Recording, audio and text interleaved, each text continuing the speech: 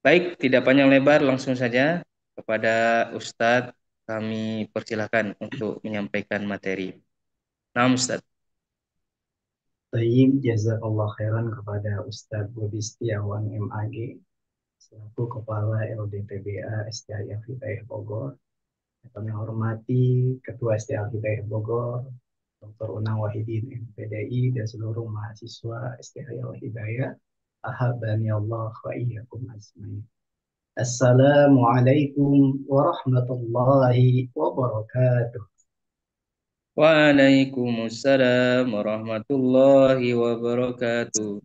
الله إن وبركاته. الحمد لله نحمده ونستعينه ونستغفره ونعوذ بالله من شرور أنفسنا ومن سيئات أعمالنا من يهد الله فلا مضل له ومن يضلله فلا هادي له أشهد أن لا إله إلا الله وحده لا شريك له وأشهد أن محمدا عبده ورسوله أما بعد.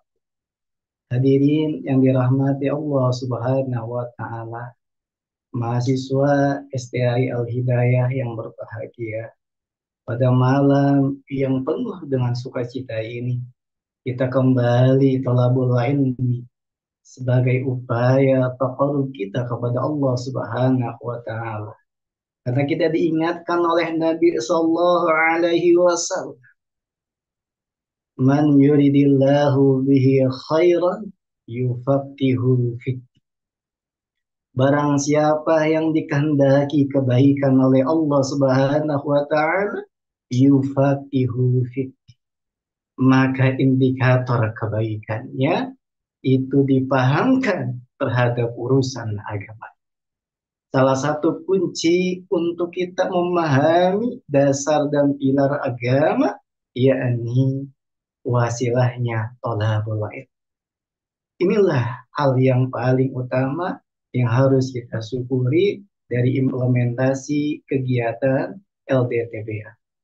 Hadirin yang dirahmati Allah Subhanahu wa taala, pada malam yang berbahagia ini kita melanjutkan serial kajian mahasiswa mengenai suatu kitab fenomena dalam pendidikan Islam, Ar-Rasul Al-Muallim wa Asalibuhu fit Ta'lim, suatu kitab yang dikarang oleh Syekh Abdul Fattah Abu Buddha, seorang tokoh pemerhati pendidikan dunia yang bukunya telah diimplementasikan di seluruh kampus-kampus ternama di luar negeri, di antaranya kampus-kampus fenomenal yang ada di Timur Tengah. Kitab ini dikarang oleh Syekh Abdul Fattah Abu Buddha dalam kurun waktu pengalaman di dunia akademisinya, yaitu selama 40 tahun menelaah, mengkaji, dan mengimplementasikan. Sehingga lahirlah kitab ini, Ar-Rasul Al-Mu'allim. Jadi Rasul adalah guru terbaik sepanjang masa. Maka mari kita teladani bagaimana suksesi Rasul menjadi guru terbaik yang melahirkan generasi unggul dan gemilang sehingga peradaban Islam jaya dan berikan pancaran rahmah hidayah.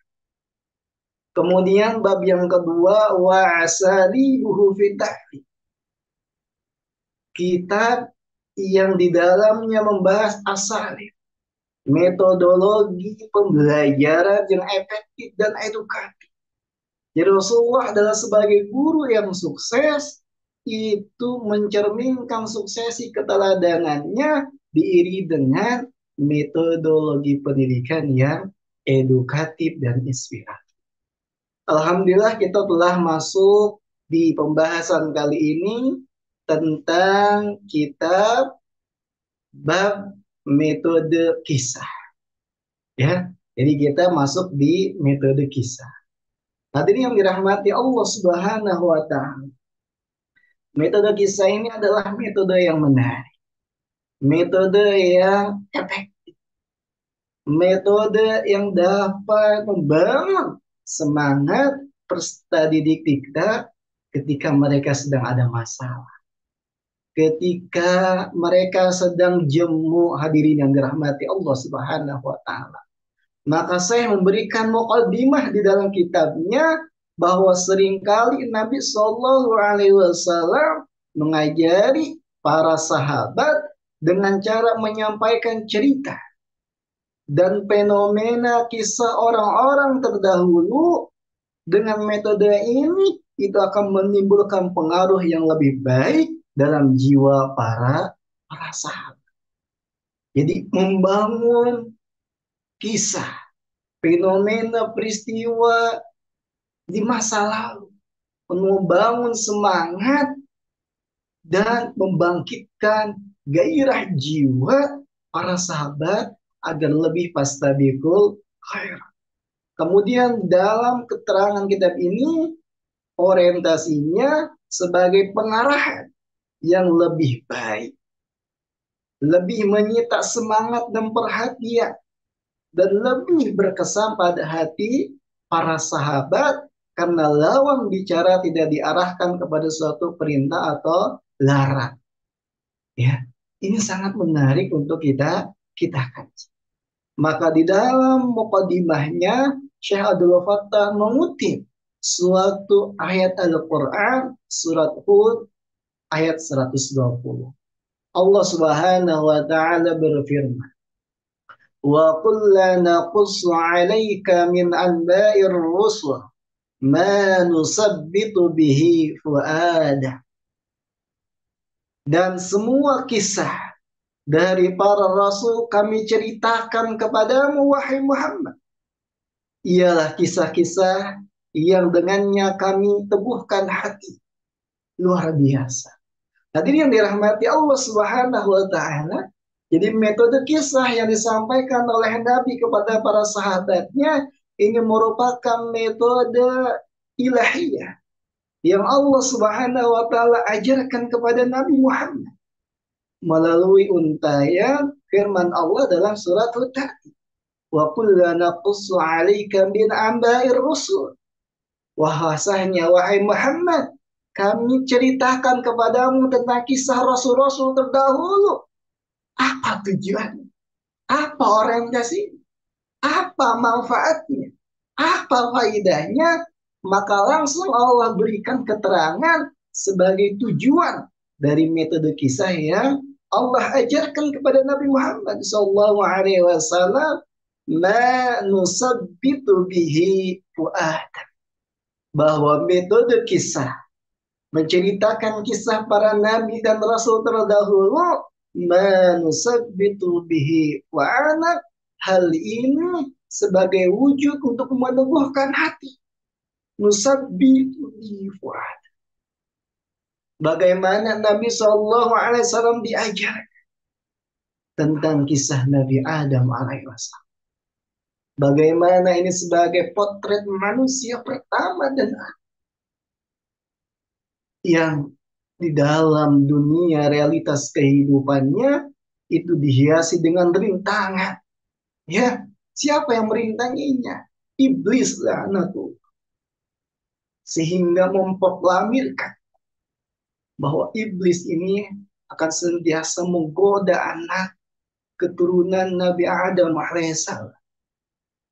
La qudadna siratakal mustaqim, bahwa iblis telah berjanji untuk ditangguhkan umurnya untuk memalingkan umat manusia siratal mustaqim dalam penelitian jalan siratal mustaqim. Kemudian juga cerita tentang Rasul yang pertama, Nuh alaihissalam. Bagaimana ini adalah sebagai suatu kisah yang menarik. Dan ini adalah suatu peradaban yang gemilang. Ya, di zaman Nabi Nuh sudah dibangun kapal yang begitu besar. Kapal yang bisa memuat muatan yang banyak. Kapal yang canggih, saudara-saudara sekalian. Ya, ini suatu hal yang menarik. Yang mana krisis keimanan dan kesyirikan di waktu itu sangat merebak sekali. Bahkan dijelaskan dalam Al-Quran, Nuh alaihissalam berdakwah siang dan malam secara terang-terangan dan semu.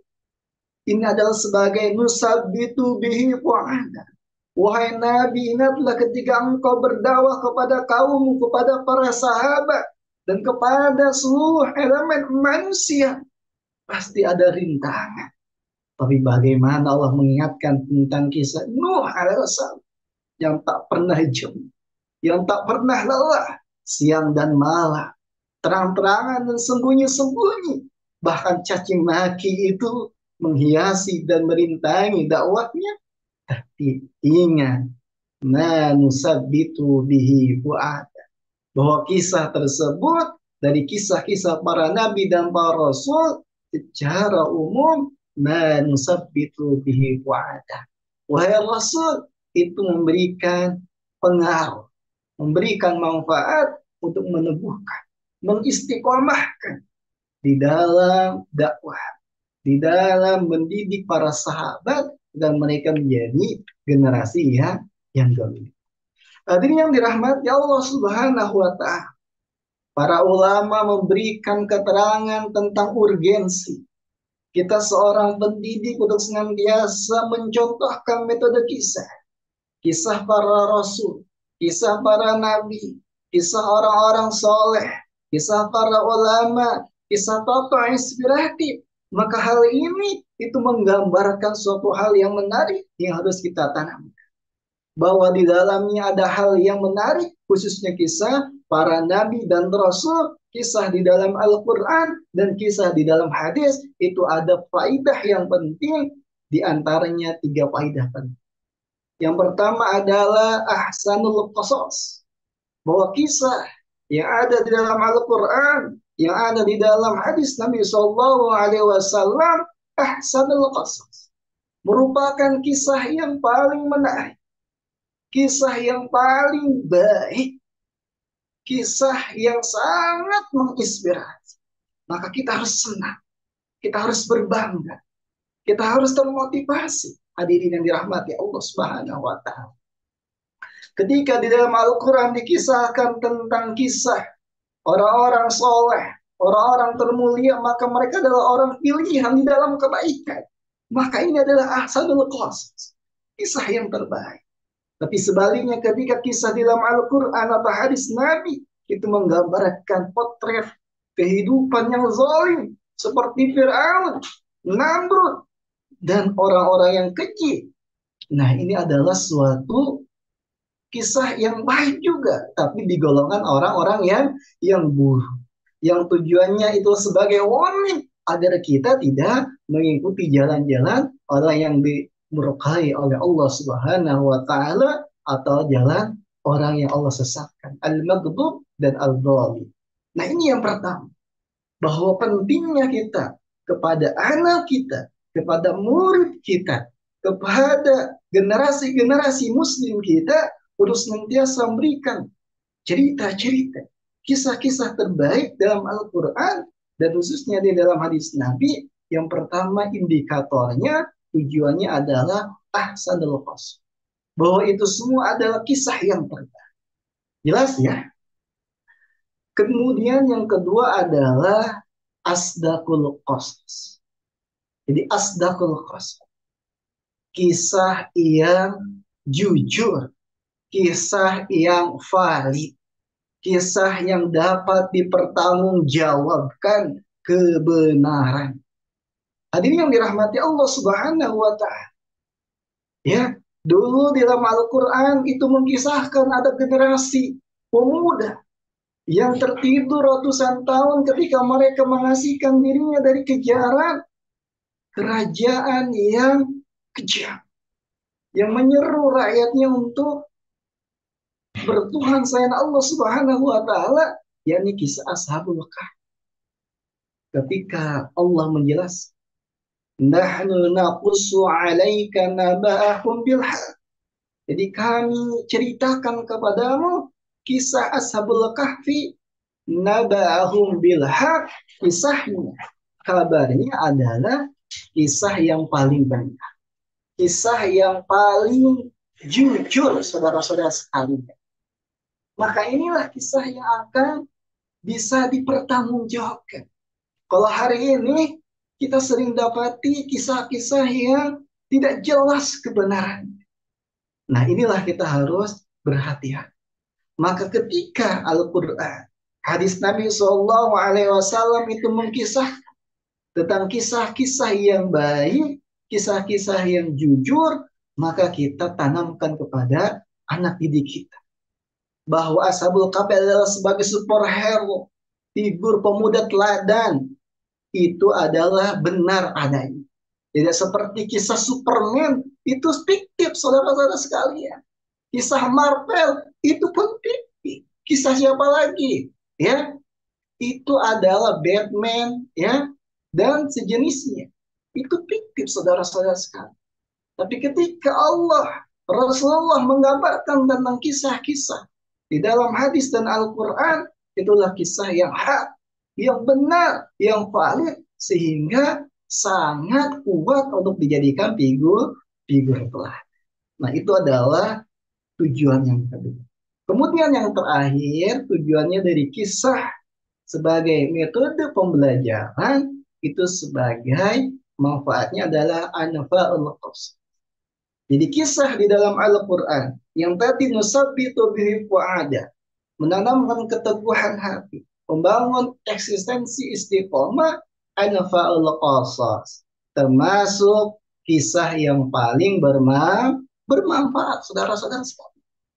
Jadi ketika kita sedang tilawah Al-Quran, kemudian kita mentadaburinya, kita jumpai tentang kisah Ibrahim alaihissalam. Bagaimana Nabi Ibrahim alaihissalam berdakwah kepada kaumnya. Yang mana pada waktu itu banyak kaumnya yang menyembah berhala. Ya, tapi Nabi Ibrahim dengan kepiawaian, ya, itu menjadi orang yang sangat menginspirasi. Sehingga membangun naluri kesadaran. Ya, mengapa engkau menyembah satu sesembahan yang tidak dapat memberikan manfaat? Ya, maka Nabi Ibrahim meruntuhkan segala bentuk kesyirikan. Hanya satu kesyirikan yang tidak diruntuhkan, yang paling besar.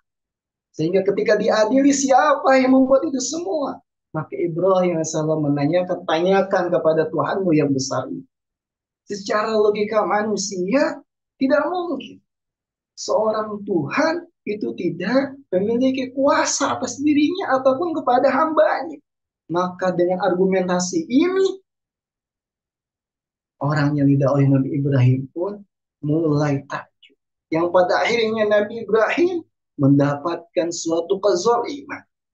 Ya, bagaimana Nabi Ibrahim alaihissalam itu mau dibakar. Ini musabitu bihi anfa'ul qasas. Jadi bagaimanapun fenomena kehidupan hari ini yang penuh gengkek gempita, senantiasa istiqomah seperti Nabi Ibrahim alaihissalam. Dia senantiasa istiqomah. Maka turunlah mujizat Allah Subhanahu wa taala, ya narukuni barda wa salat. Wahai api, jadilah dingin dan penyelamat bagi Ibrahim alaihissalam. Sehingga itu menjadi anfa'ul qasas, kisah yang sangat bermanfaat. Kita akan senantiasa ajarkan kepada anak-anak didik kita, kepada saudara-saudara kita, kepada generasi terbaik umat ini yang kita bina, yang kita tempat dengan nilai-nilai keimanan, bahwa begitulah di dalam berdakwah, begitulah di dalam mensiarkan siar Islam, meniti jalan hidayah. Kita harus senantiasa semangat, istiqomah, meskipun badai, rintangan menyertai, tapi bagaimana Ibrahim alaihissalam itu Allah tolong, Allah selamatkan saudara sekalian. Maka fenomena ini, peristiwa ini, kisah ini anfa'ul qasas, kisah yang paling baik, kisah yang paling bermanfaat. Maka ayo kita gemar, kita semangat di dalam mendidik diri kita, keluarga kita, siswa-siswa kita dengan metode kisah. Nah, inilah sebagai mukadimah yang telah disampaikan oleh Syekh adalah Fathah Abu Buddha. Hadirin yang dirahmati Allah Subhanahu wa taala, kita masuk kepada suatu bab yang di dalamnya menceritakan tentang kisah Nabi Shallallahu Alaihi Wasallam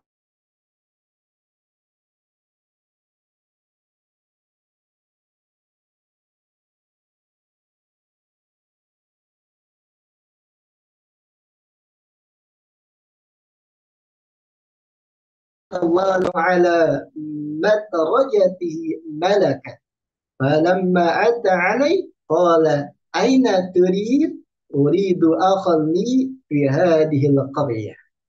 Ini suatu kisah yang disampaikan oleh Rasulullah Sallallahu Alaihi Wasallam bahwasanya suatu ketika ada seorang laki-laki yang mengunjungi saudaranya di suatu desa, maka Allah mengutus malaikat menunggunya di tengah jalan. Ketika orang itu melintasinya, malaikat bertanya, aina turid? Nah, malaikat bertanya. Kemudian orang tersebut menjawab, qala uridu akhani fi hadhil qaryah. Ya, aku hendak mengunjungi saudaraku di desa ini. Luar biasa. Kemudian malaikat pun bertanya lagi.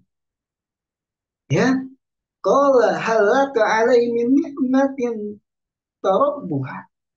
Ya, aku hendak mengunjungi saudaraku di desa. Kemudian malaikat melanjutkan diskusinya. Pertanyaan, apakah kamu mempunyai urusan yang menguntungkanmu? Dia menjawab, qala la ghaira anni ahbabtuhu fillah azza wa jalla. Dia menjawab bahwa urusan aku mengunjungi saudaraku di suatu desa tersebut, ahbabtuhu fillah azza wa jalla. Dengan satu urusan, dengan satu kebutuhan, dengan suatu hajat, yaitu hajatnya, orientasinya ahbabtuhu fillah. Saya hendak mengunjunginya, saya hendak menjalin ukhuwah dengannya, ahbabtuhu fillah. Karena saya mencintai saudara saya tersebut di desa itu karena aku cinta karena Allah Subhanahu wa taala. Qala fa inni rasulullah ilaika bi anna Allah qad ahabbaka ma ahbabtuhu fil. Kemudian dilanjutkan, malaikat berkata, sungguhnya aku ini adalah utusan Allah untuk mengabarkan kepadamu bahwa sungguhnya Allah senantiasa mencintaimu sebagaimana kamu mencintai saudaramu itu karenanya. Hadirin yang dirahmati Allah Subhanahu wa taala. Jadi ini adalah metode kisah yang disampaikan oleh Nabi Shallallahu Alaihi Wasallam, kemudian diriwayatkan oleh Abu Hurairah. Ya, sangat menarik.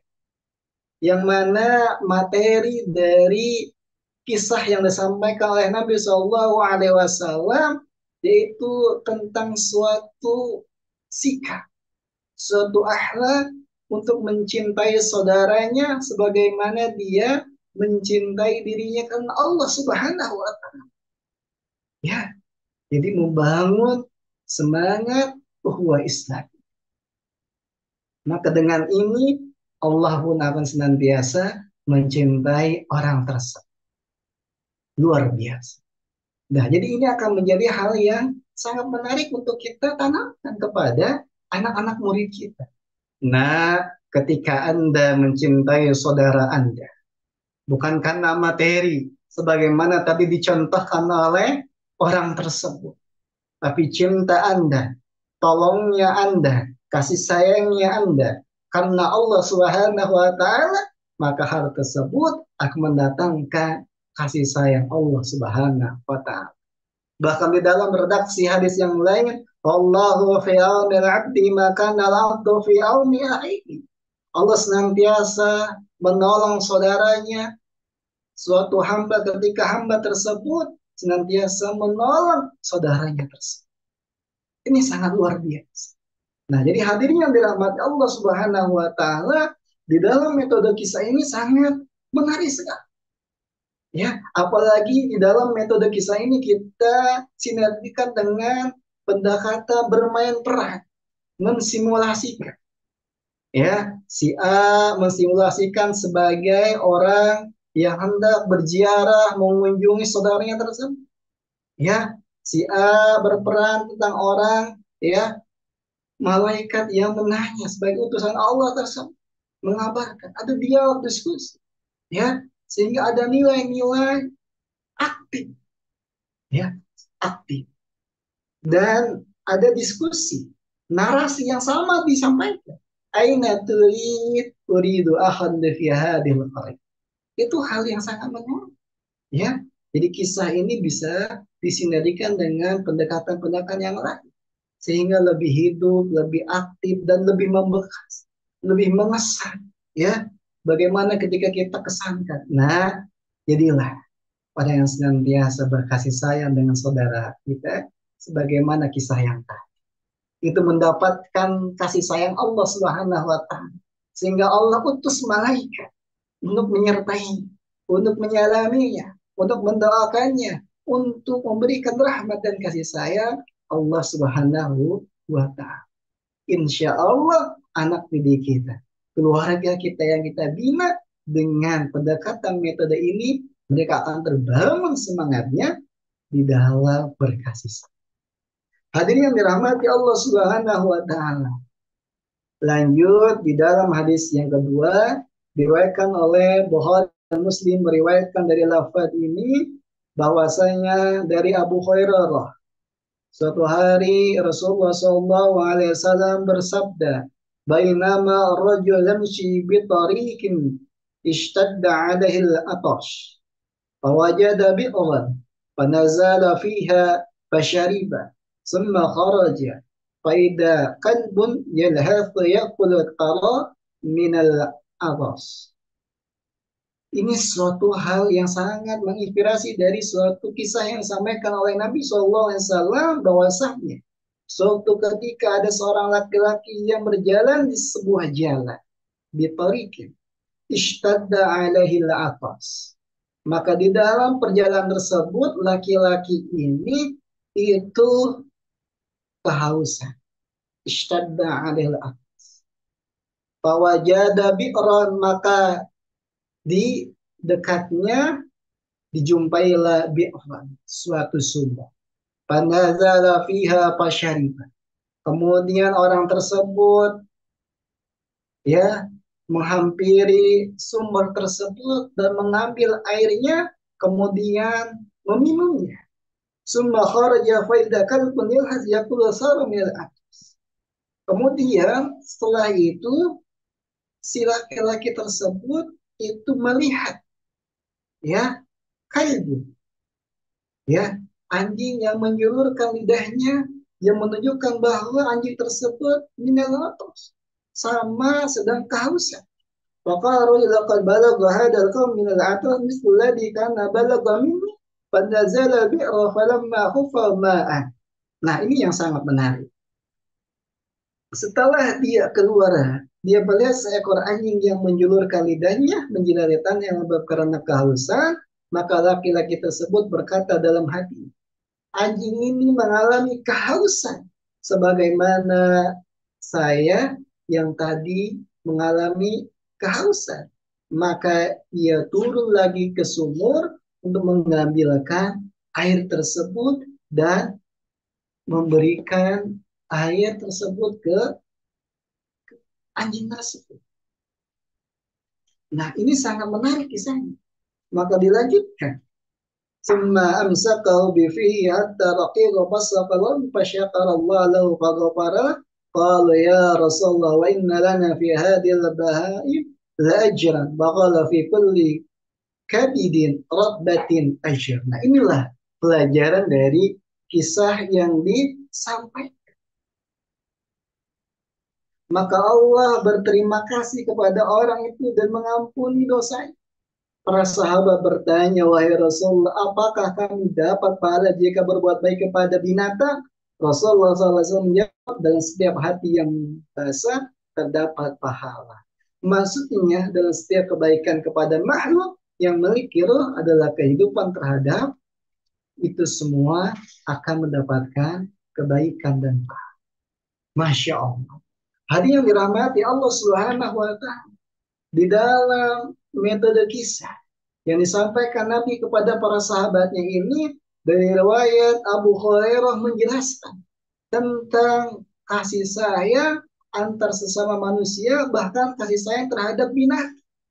Ya, bagaimana seorang laki-laki tersebut itu sedang kehausan, kemudian dia mendapati suatu sumur, dia pun minum, dan ketika setelah minum, dia pun melihat ada anjing, anjing itu sedang kehausan, maka ia pun menolong dan memberikan minumnya, maka Allah Subhanahu wa taala memberikan keistimewaan. Fasyakarallahu lahu faghafarallah. Maka Allah Subhanahu wa taala memberikan derajat kemuliaan kepadanya, faghafar. Dan Allah mengampuni orang tersebut.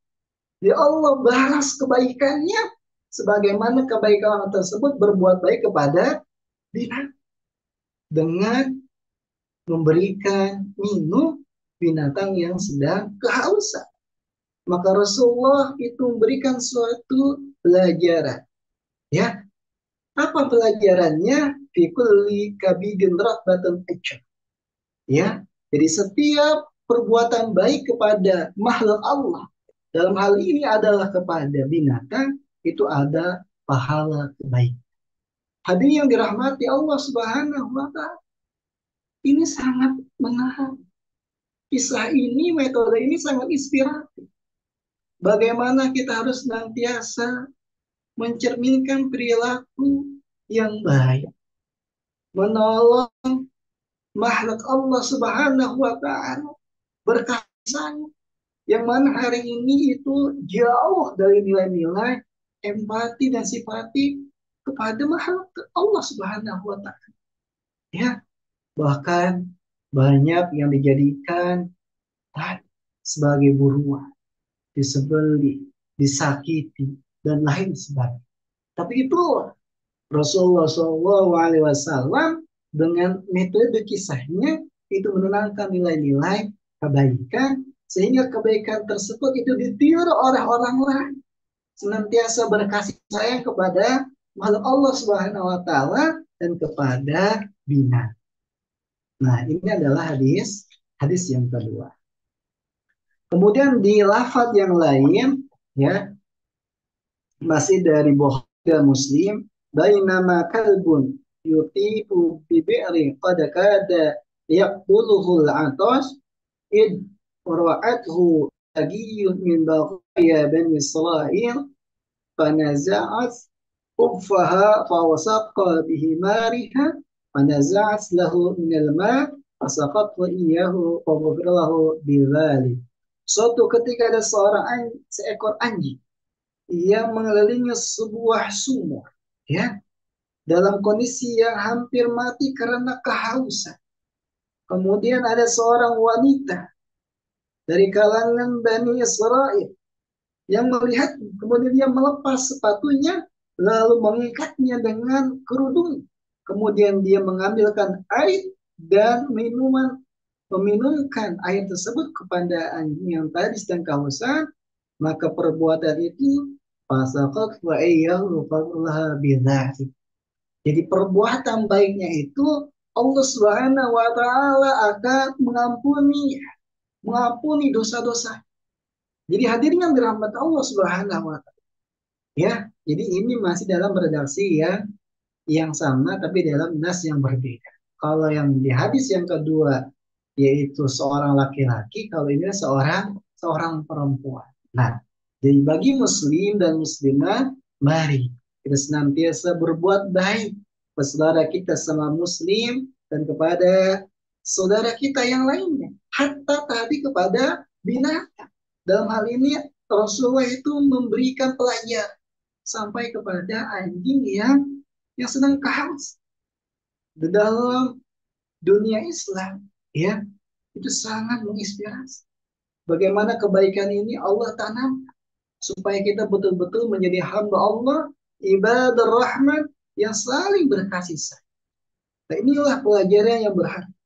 Maka ketika kita menanamkan hal tersebut, itu banyak kebaikan yang kita peroleh. Kebaikan dalam dimensi keislaman kita mendapatkan pahala. kemudian juga mendapatkan ampunan dari Allah Subhanahu wa taala. Kemudian dalam dimensi duniawi kita akan mendapatkan sanjungan, perilaku yang baik, ya. Tapi ketika sebaliknya kita kasar sama orang lain, kita sering ribut sama orang lain, ya, kita senantiasa menggunjing orang lain, kehidupan ini akan senantiasa banyak problematika. Kita akan dijauhi, kita akan diboikot, bahkan kita juga akan diasing. Ketika rahmah ini, kasih sayangnya ditanamkan, maka itu akan membangun kekuatan, persatuan. Dan begitulah seorang mukmin sejati. Dia akan senantiasa berkasih sayang. Ya, hadirin yang dirahmati Allah Subhanahu wa taala. Kemudian juga diriwayatkan dalam riwayat yang lain. Al-Bukhari dan Muslim meriwayatkan, dan lafaz di sini milik Al-Bukhari dari Abdullah bin Umar, bahwasanya Rasulullah Shallallahu Alaihi Wasallam bersabda, "Wadabat timra'atun fi hirratin robatha hatta matas, fadakhalat fiha an-nar la hiya a'ta'anha wala saqatha id habastuha wala hiya taraqatha ta'kulu min khasyaid ad-dar." Nah, ini sangat menarik. Nah, ini adalah suatu kisah yang kebalikan.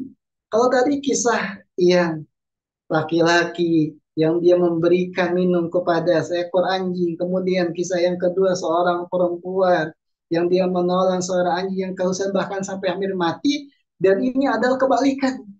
Bahwa hati-hati ketika kita mentelantarkan, ya, binatang.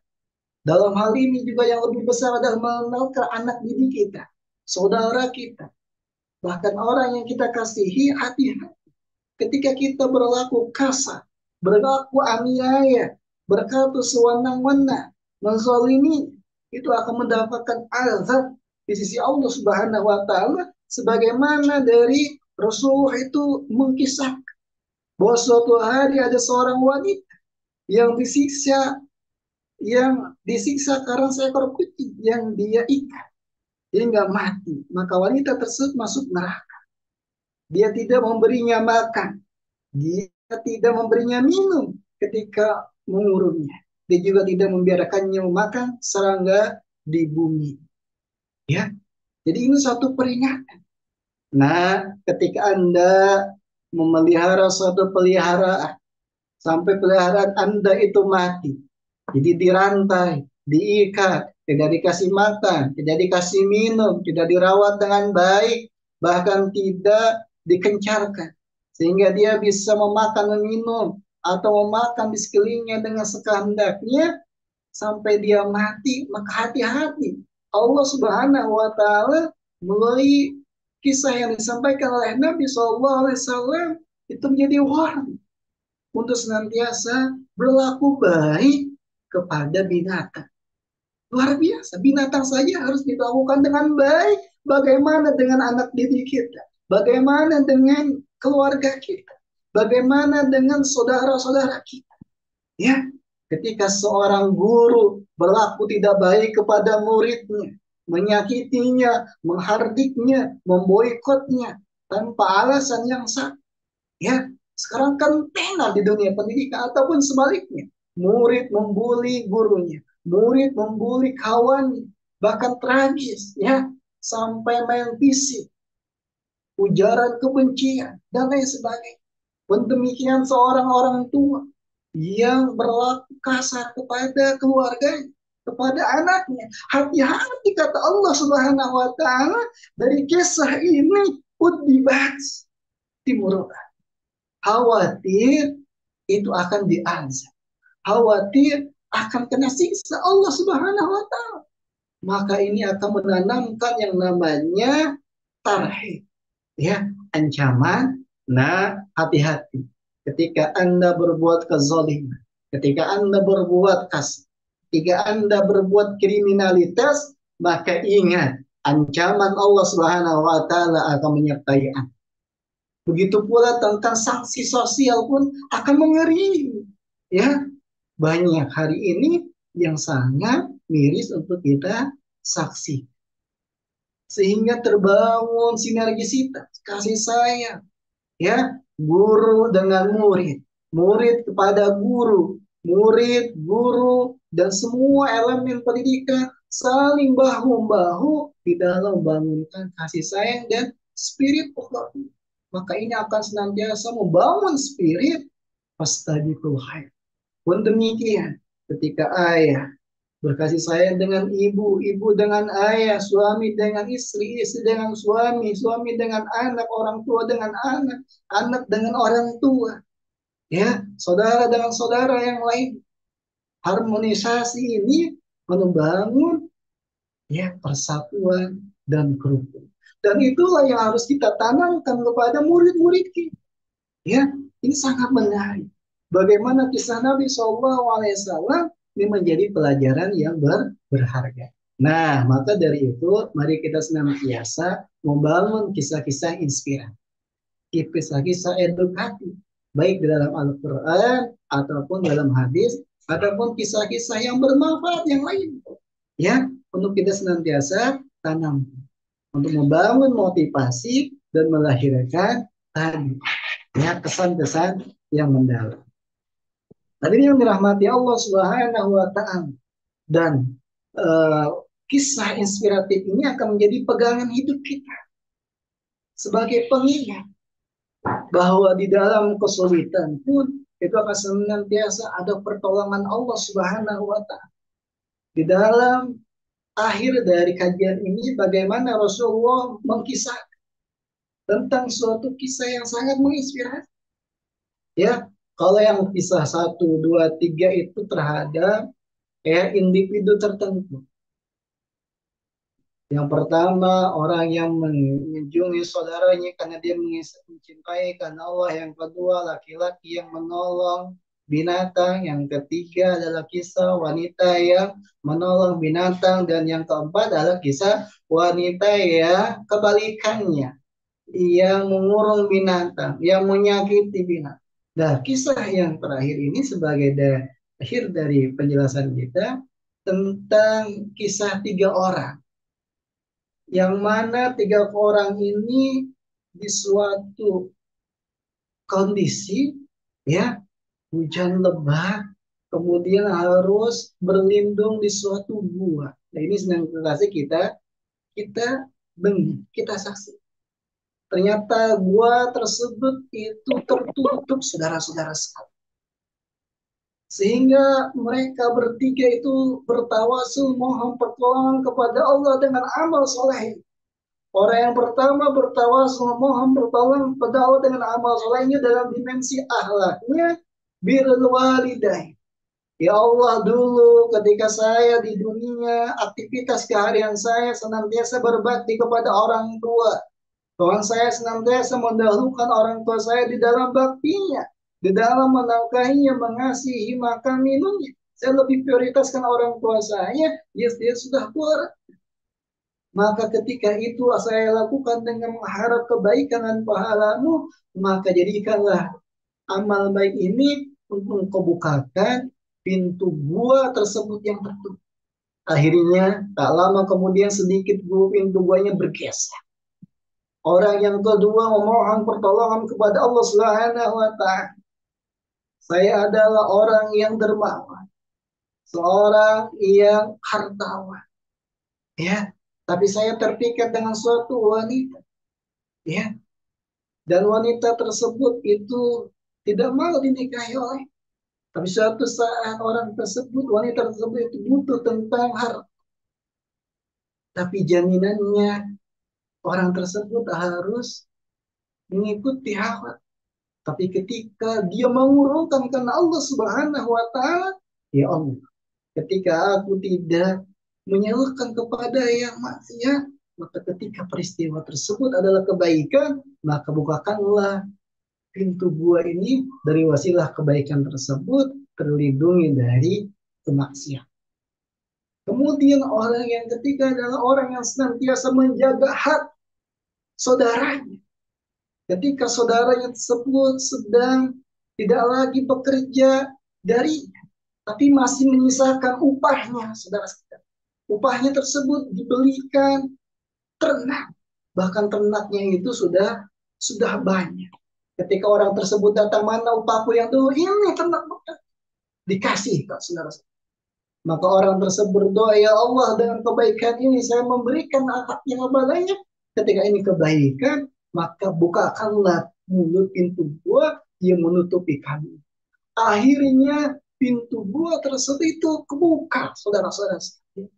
Di dalam kisah ini Rasulullah mengajarkan kepada umat, mengajarkan para sahabatnya, ya kita senantiasa harus melazimkan amal ketaatan, amal soleh kita, yang kelak kebaikan itu akan menjadi wasilah suksesi kita di dalam melewati rintangan kehidupan. Nah, inilah kisah yang terakhir di dalam kajian ini, dalam pembelajaran edukatif berbasis metode kisah. Bahwa Nabi di dalam kisah tersebut menjelaskan kepada hamba, kepada umat untuk senantiasa iltizam di dalam kebaikan. Yang mana kebaikan tersebut akan mendatangkan pertolongan Allah Subhanahu wa Ta'ala. Hadirin yang dirahmati Allah Subhanahu wa Ta'ala, masih banyak kisah-kisah yang lain yang dapat kita telaah, yang kita bangun hazanah, kemudian kita tanamkan kepada anak murid kita, kita praktekkan kepada keluarga kita, sehingga hal ini membangun semangat spirit pastabiqul khair.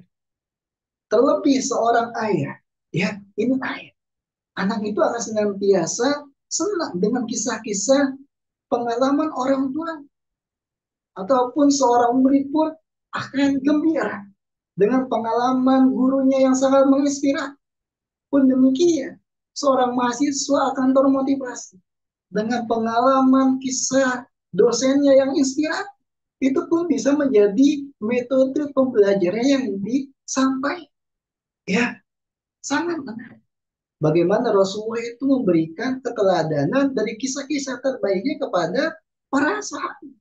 Maka wahai para ayah, para ibu, tanamkan kisah-kisah terbaik Anda kepada anak-anak, guru, dosen, dan sebagainya. Kita semuanya. Kita keluarkan kisah-kisah inspiratif dan edukatif. Sehingga kita menjadi figur teladan dan figur inspirasi. Hadirin yang dirahmati Allah Subhanahu wa Ta'ala. Demikianlah kajian kita dalam kitab Ar-Rasul Al-Muallim wa Asalibu fi Ta'lim, kitab serial pendidikan yang dikarang oleh Syekh Abdul Fattah Abu Buda di dalam pembahasan metode kisah, metode cerita. Yang di dalamnya ada 3 poin penting, bahwa kisah dalam Al-Quran dan Hadis itu memberikan kisah yang paling bermanfaat, kisah paling baik, dan kisah yang paling benar, yang senantiasa kita harus telah dan kita tularkan kepada murid-murid kita. Semoga dengan kajian ini membangun spirit, yuk kita banyak berliterasi. Karena kunci kita untuk bercerita, mudahnya kita untuk berkisah, maka kita mau berliterasi. Ketika kita baca Quran, baca hadis, baca kisah orang yang terdahulu, maka kita akan banyak kisah-kisah ya. Oh, sudah banyak buku-buku yang menjelaskan tentang kisah-kisah para nabi, kisah para rasul, kisah para sahabat tabiin tadi, ya, ataupun kisah para wanita teladan sepanjang masa, ibunda para ulama, suksesi tokoh super kegemilangan, dan kisah para pemuda inspiratif. Itu sudah banyak buku-buku yang telah dikarang oleh para ulama. Maka itu akan menjadi sumber rujukan kita untuk kita sampaikan kepada murid-murid kita, sehingga hal tersebut itu menjadi sarana motivasi. Hadanallah wa iyyakum ajmain. Semoga kajian ini memberikan manfaat dan renungan untuk kita semuanya. Wabillahi taufiq wal hidayah. Wassalamualaikum warahmatullahi wabarakatuh.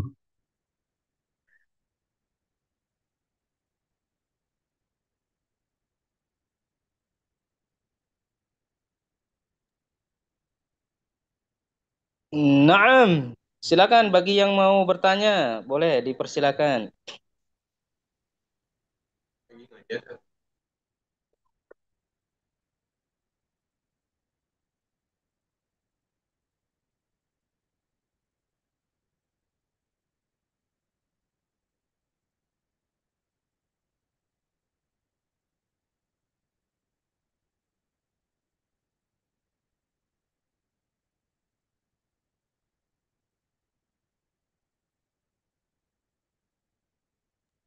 Silakan teman-teman, ada yang mau bertanya? Oh, Aditya mau bertanya Ustadz, silakan. Ya, silahkan.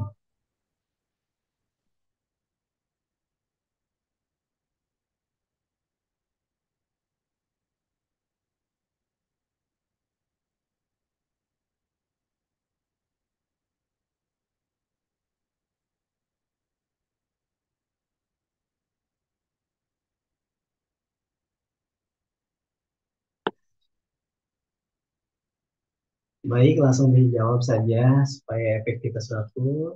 Alhamdulillah, tanya tentang hadis yang terakhir tentang tawasul di dalam amal soleh.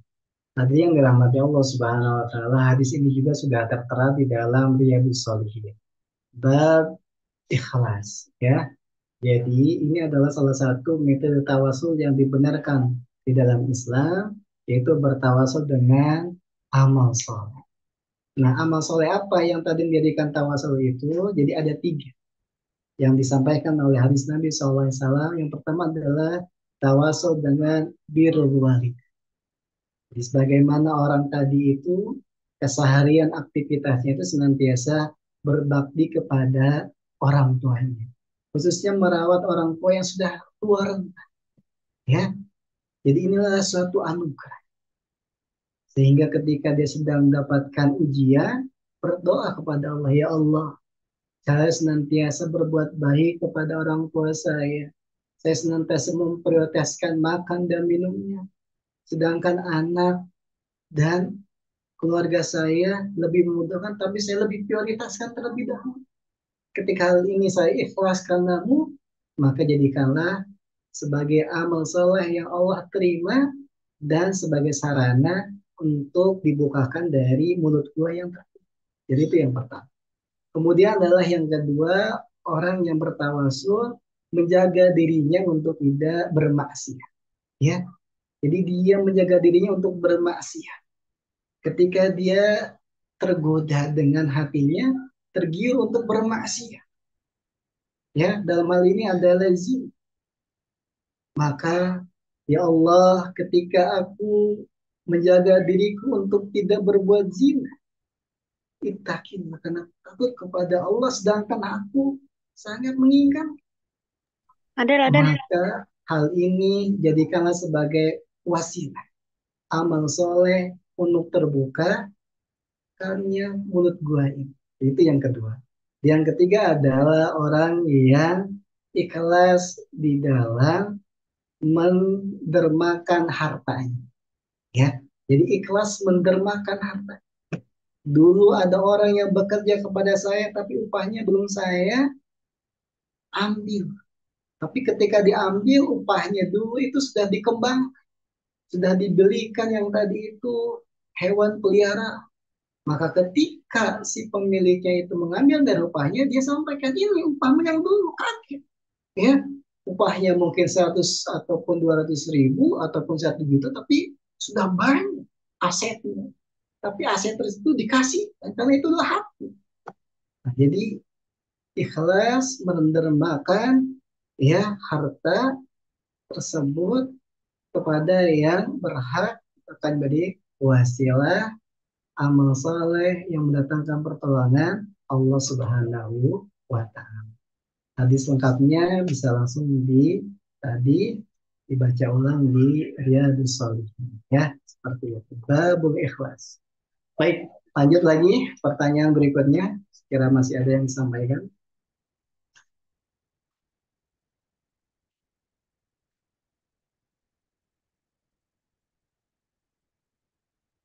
Apa Nasat? Tadi anak belum bertanya, Sat. Izin bertanya, Sat. Ya, silakan. Ah, mungkin satu aja, Sat ya. Bagaimana relevansi konsep Rasul Al-Mu'allim ini dalam konteks pendidikan Islam di zaman modern?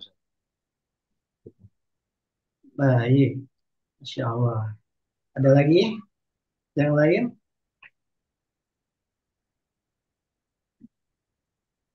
Baik, langsung dijawab saja. Bagaimana konteks relevansinya metode pendidikan Nabi SAW di pendidikan modern? Jadi relevansinya sangat relevan, Ibu Afifah. Ya, jadi sangat relevan. Bahkan hari ini banyak lembaga-lembaga pendidikan itu yang kembali mengkaji tentang suksesi profil pendidikan Nabi Shallallahu Alaihi Wasallam. Sudah banyak sekarang lembaga pendidikan yang membina para guru, yang menanamkan guru kepada muridnya untuk mencontoh profil Nabi Shallallahu Alaihi Wasallam. Ya, sehingga banyak buku-buku ulama yang mengkaji kitab tersebut selain dari kitab yang dikarang oleh Syekh Abdul Futra. Kita kenal dengan Syekh Fadl Ilahi, punya kitab yang membina generasi Islam idaman, luar biasa. Memiliki di dalam buku tersebut ada 45 metode pendidikan Nabi Shallallahu Alaihi Wasallam. Itu banyak dikaji gitu. Bahkan dijadikan skripsi, dijadikan tesis gitu ya. Gitu. Bagaimana relevansi metode pendidikan Nabi Ar-Rasul Al-Mu'alim karya Abu Fatah Abu Qudah dengan Syekh Fadl Ilahi. Itu sangat relevan sekali.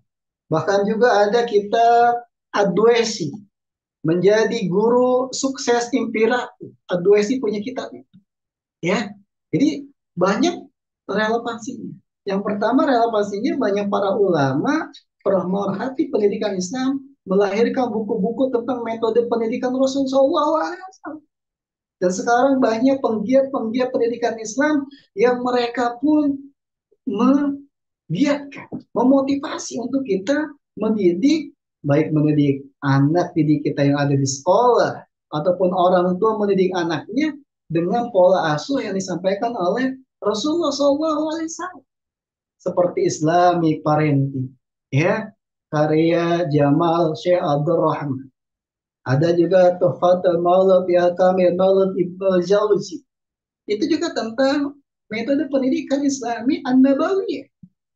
Nah, di Islam, di era modern ini banyak sekali tokoh-tokohnya di Indonesia. Kita kenallah dengan Ustadz Budi Ajhari LC. Dengan lembaga pendidikannya Kutab Al-Fatih itu, bagaimana lembaga Kutab ini itu mengkader siswa-siswanya dengan pola pendidikan Rasulullah SAW. Karena tidaklah suatu generasi itu dididik dengan didikan seperti Rasulullah, maka akan melahirkan generasi yang gemilang. Ya, nah jadi seperti itu. Ada lagi metode pendidikan yang dimanakan oleh para pemerhati pendidikan yang lain. Jadi mencetak generasi seperti Salahuddin Al-Ayyubi. Itu kan salah satu metode pendidikan untuk membebaskan Al-Aqsa. Itu banyak pemerhati-pemerhati untuk mengkaji tentang metode kisah atau metode pendidikan oleh Rasulullah Shallallahu Alaihi Wasallam. Maka dari itu sangat relevan, sangat baik untuk kita implementasikan. Baik di sekolah, baik di kota, di pesantren, bahkan di rumah. Baik, jawabannya cukup. Mudah-mudahan nanti bisa dijawab.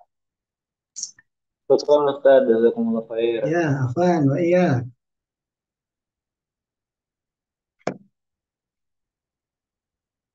Ada lagi?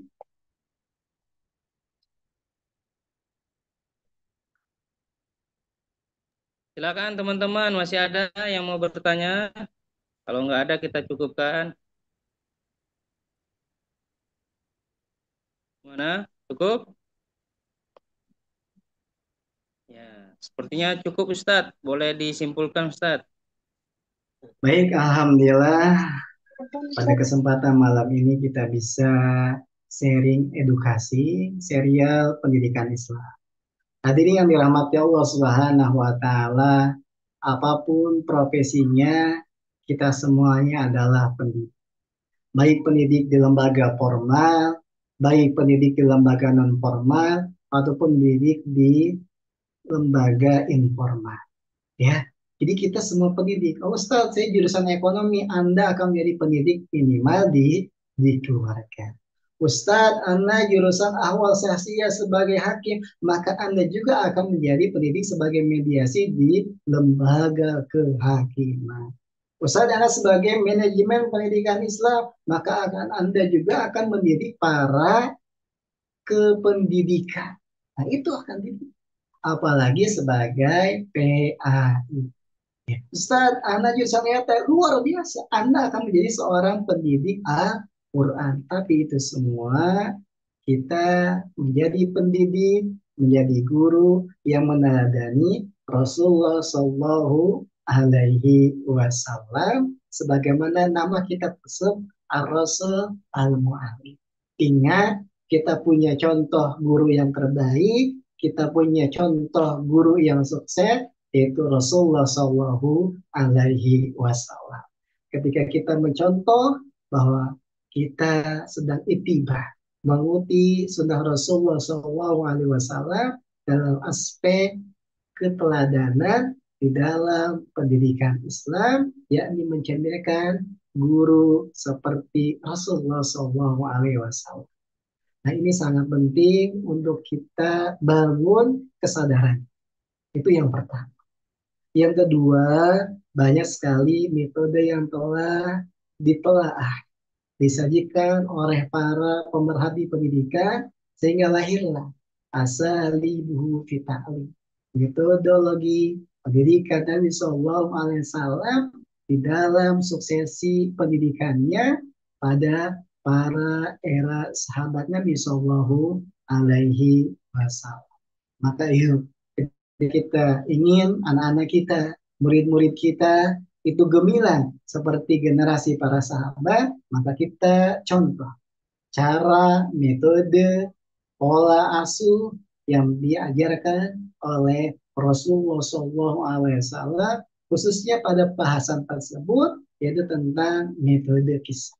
Metode kisah ini sangat mudah sekali untuk kita tiru, tapi terkadang kita abai. Ya, maka tanamkan di dalam pelajaran kita minimal ya sepekan itu adalah satu kisah yang kita sampaikan sebagai kisah inspiratif atau edukatif dari Al-Quran ataupun hadis Nabi SAW atau kisah inspirasi dari tokoh-tokoh yang gemilang. Insya Allah ini akan melahirkan generasi-generasi unggul sehingga mereka punya idola-idola yang menginspirasi dan idolanya itu adalah figur yang nyata ya, luar biasa. Ketika Ahmad, Muhammad contoh tadi, ketika yang lainnya menanam kisah tentang kepahlawanan para sahabat, maka anak didik kita, oh saya ingin seperti Umar bin Khattab. Oh, saya ingin seperti Ibunda Aisyah. Oh, saya ingin seperti Khadijah. Jadi ini akan tertarik.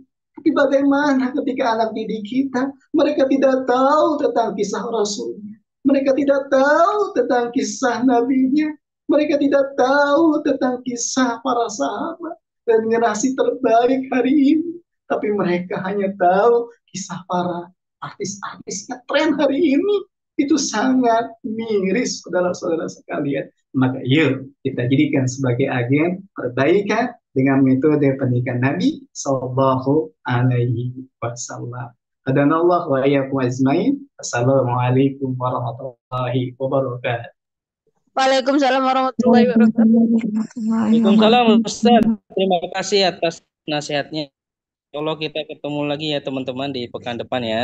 Bagi yang berminat untuk kegiatan LDTBA Tahfiz Al-Quran Bahasa Arab, silakan nanti bisa daftar ke saya. Insya Allah kita mulai di hari Rabu dan Kamis besok ya. Insya Allah biidznillah. Baik, kita cukupkan. Subhanakallahumma bihamdika asyhadu Afwan an la ilaha illa anta Ustadz mau nanya. astaghfiruka wa atubu ilaik. Wassalamualaikum warahmatullahi wabarakatuh. Bagi yang mau bertanya, japri aja ya via WA ya. Ustadz itu nggak pakai absen. Ada absen di grup WA nanti, grup LDTWA. Oke siap Ustadz, syukran. Yo, assalamualaikum.